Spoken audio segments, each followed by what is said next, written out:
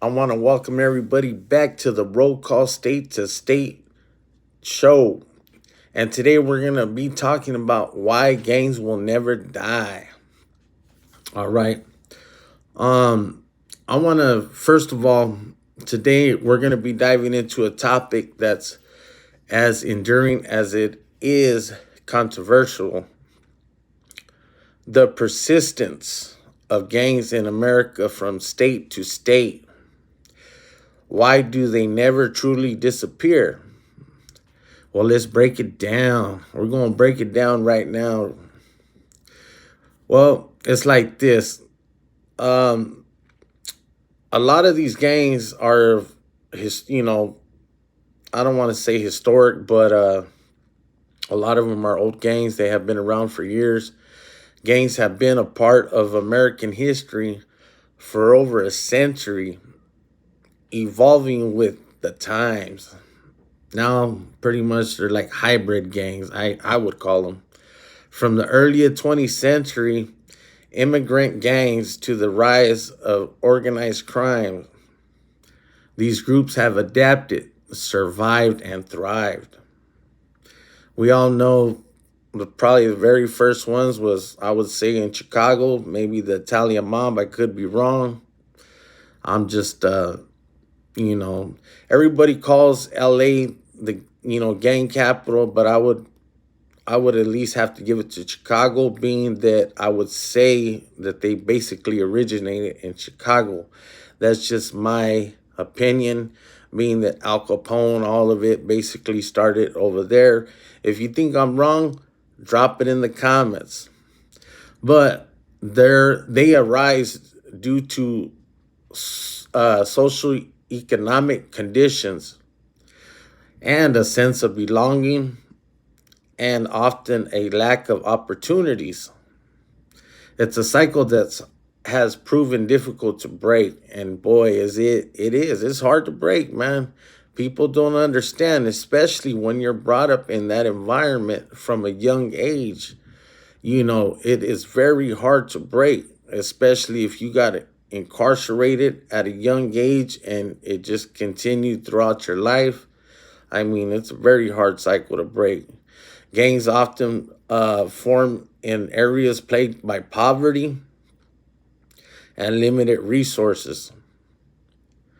They offer a sense of identity and financial resources that are otherwise unavailable. And the reason why that is true is because, unfortunately, when I was growing up, I had hit a hard time in my life, where, yeah, financial, it came in. They help you out, man. You can eat at homies' houses, and that's what I think people don't understand, is that growing up in these environments, you rely on one another.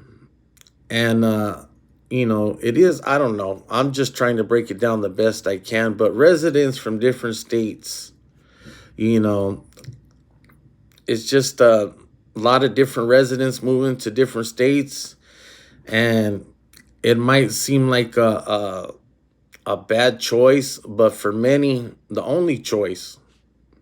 It's the only choice.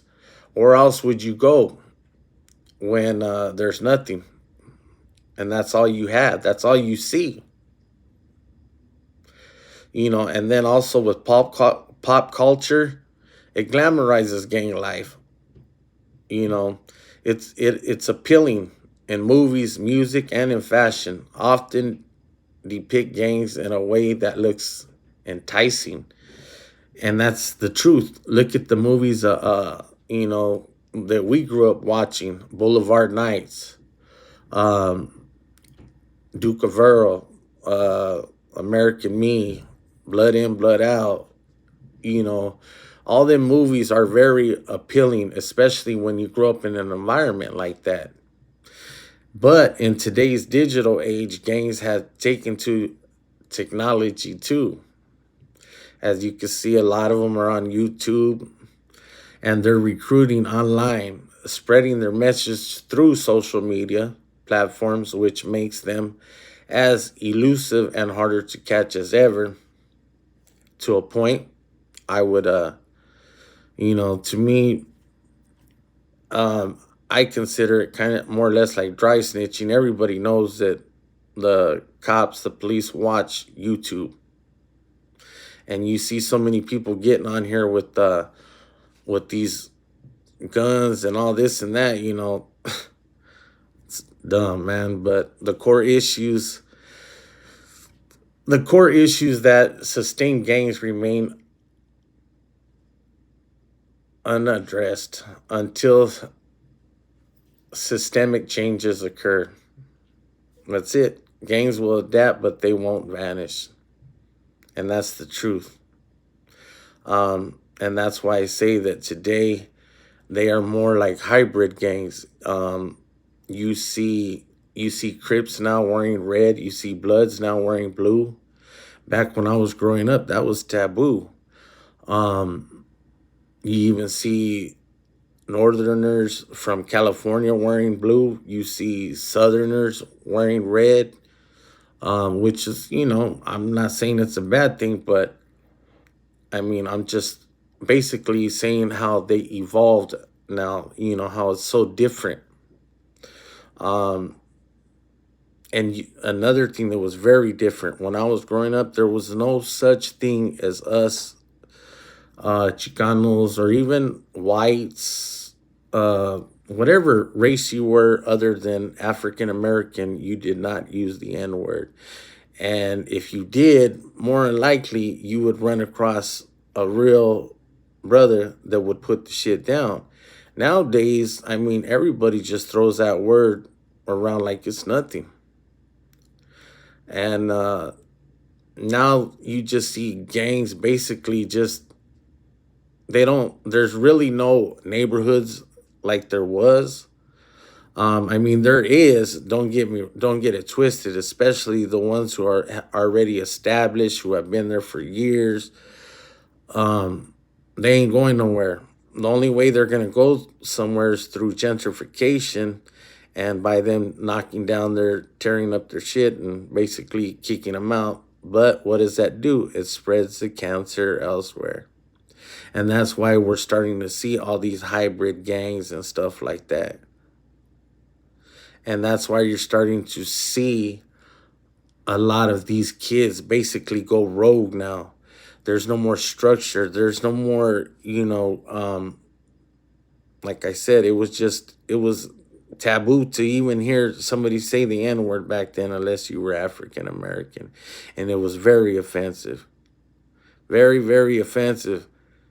You know what I'm saying? I mean, but it is what it is, and times are changing, man. Times are changing, and all I can tell these youngsters, man, is that, hey, we only live once, and time goes by so quick, and nothing comes out of this life but incarceration, death, and bad health, man. And that's just keeping it 100. Hey, this is your boy Gordo, none but love and respect, and I'm out, man. Do me a favor, hit that like, hit that subscribe button, and make sure you hit that notification bell and select all so you get notified every time I drop a video. I'm out.